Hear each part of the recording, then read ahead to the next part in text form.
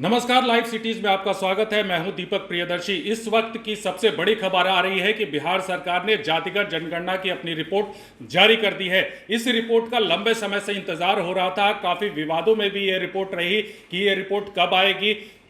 जब से ये लगातार पिछले कुछ दिनों से इस बात का इंतजार हो रहा था कि आखिर कब सरकार इस रिपोर्ट को जारी करेगी, और फाइनली आज सरकार ने इस रिपोर्ट को, बिहार सरकार ने इस रिपोर्ट को जारी कर दिया और आंकड़े आ गए हैं कि किस जाति के कितने लोग इस समय बिहार में हैं।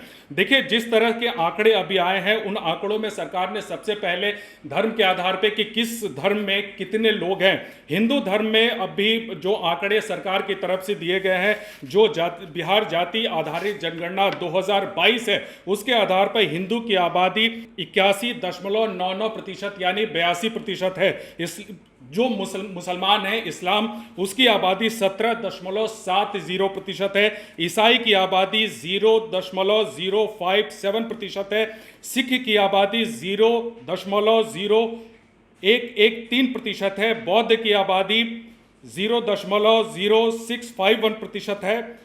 वहीं पे जैन की आबादी 0.0096% है।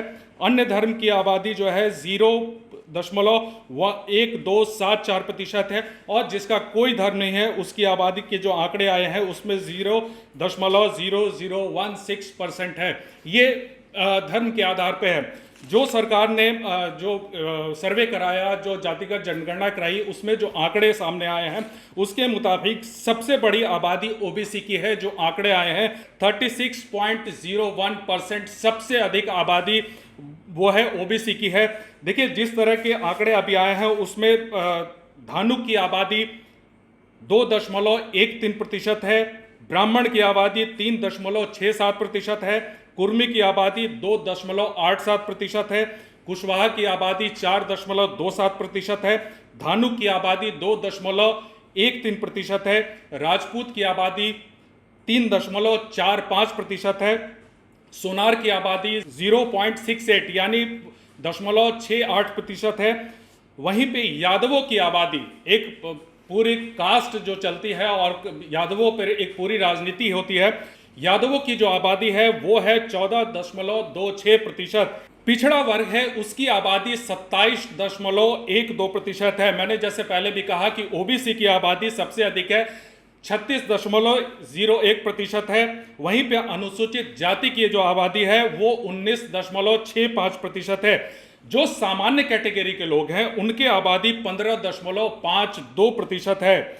नाई की आबादी 1.59% है। कानू की आबादी 2.21% है। और कायस्थ की आबादी 0.60% है।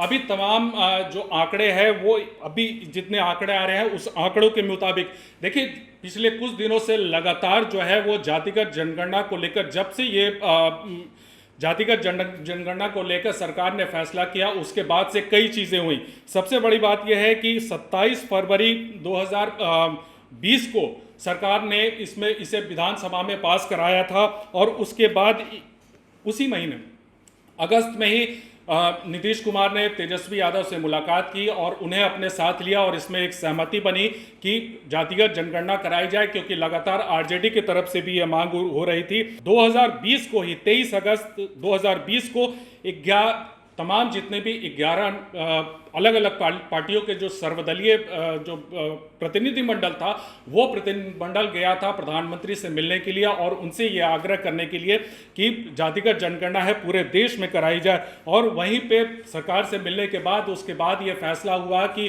केंद्र सरकार अगर अभी नहीं कराएगी तो क्या राज्य सरकार इसे करा सकती है या नहीं करा सकती है। उसे लेकर 1 जून 2020 को ही सर्वदलीय बैठक हुई थी, और 2 जून को इस मामले में कैबिनेट में फैसला हुआ कि बिहार सरकार अपने लेवल से बिहार में जातिगत जनगणना कराएगी। देखिए, जिस समय सरकार ने यह फैसला किया था उसके बाद से ये भी लगातार ये विवादों में ये बातें शुरू हुई। और सबसे बड़ी बात है, ये जातीय जनगणना शुरू हुई थी इस साल 2023 को 7 जनवरी को और 15 अप्रैल को इसका दूसरा फेज हुआ था।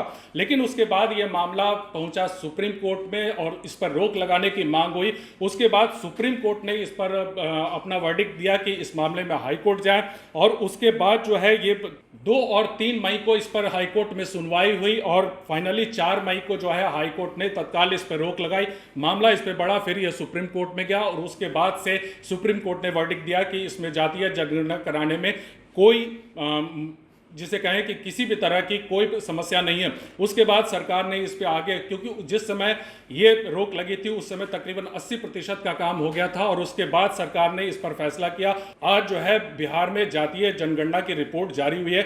जाहिर सी बात है कि अब चुनाव आने वाले हैं, लोकसभा का चुनाव है और उसके बाद 2024 में लोकसभा का चुनाव है, 2025 में विधानसभा के चुनाव होंगे। तो जाहिर सी बात है कि इस रिपोर्ट का इन दोनों चुनाव पे काफ़ी असर पड़ेगा। फिलहाल इस वीडियो में इतना ही। अगर आपने लाइव सिटीज़ को सब्सक्राइब नहीं किया है तो प्लीज़ सब्सक्राइब कीजिए। फेसबुक और ट्विटर पेज को भी फॉलो कीजिए। बहुत बहुत धन्यवाद।